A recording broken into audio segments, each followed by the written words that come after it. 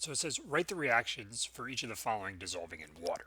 So in this case, we need to be familiar with what ions form in water. For soluble ionic compounds, they're going to dissociate into their ions when they're dissolved in water. So let's take an example of that. So here we have KBr, which is a solid, and we're going to dissolve it in water. Note that water isn't really a reactant here because it's not reacting with the water, it's simply dissolving in the water. So if we look at this, first we need to remember the charges on these things. So potassium's a 1A metal, so it's going to be K plus. Bromide, is it bromide? Yeah. Bromide is a 7A nonmetal, so it's going to be minus 1. So what we're going to end up with is K plus aqueous plus Br minus aqueous.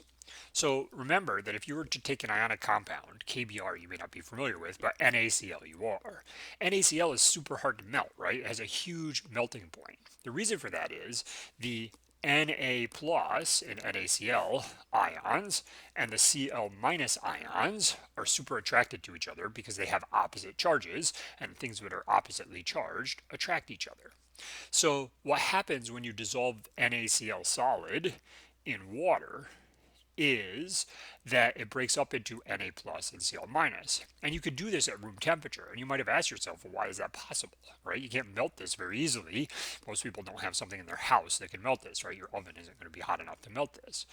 But if we look at NaCl, what's actually happening here? Well, it turns out that water is a polar molecule. So what happens is water has a partially negative oxygen, and the water molecules with their partially negative oxygen can surround, and I'm only having a 2D paper here, not a three-dimensional paper, of course, so it can surround. Of course, it can surround above and below as well. And these partially negative, which is indicated by this delta minus, oxygens provide some stability to this Na plus ion because they're attracted. For the hydrogen, or for the chloride, it's exactly the opposite. The oxygen is delta minus, but the hydrogens are delta plus. So the hydrogens can surround the chloride ion, like so, and stabilize that negative charge with the delta pluses. So hard to melt, but easily dissolved in water. Many ionic compounds are soluble in water. In later questions, we'll talk about the solubility rules, because not all of them are. But this is basically what's happening. All right, so KBr, same thing. You'd have K plus and Br minus. You're just less familiar with this, right? You don't have this at your house to cook with. All right, CaSO4. So in the case of CaSO4, we need to be familiar with the polyatomic ions. So Ca is a 2A metal right here, so it's 2 plus, aqueous, and SO4 is the polyatomic ion sulfate. When you dissolve polyatomic ions in water, they dissociate from the calcium, just like the Na and the Cl, but this stays together. So sulfate doesn't dissociate from itself. Said another way, you don't get sulfur and oxygen in water. The sulfate stays together as one group when it dissolves.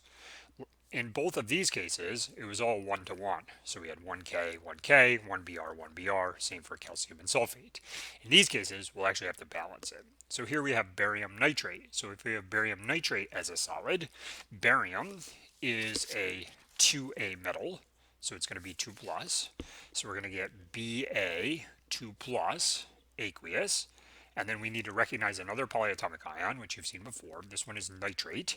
So this one is NO3 minus, which is aqueous. And just like sulfate, all the polyatomic ions, they don't dissociate from each themselves. So it is not nitrogen and oxygen. It stays as nitrate. In this case, we have 2 nitrates. So we need to balance by putting a 2 in front of nitrate. Next, we have ammonium carbonate. And ammonium carbonate is an interesting ionic compound.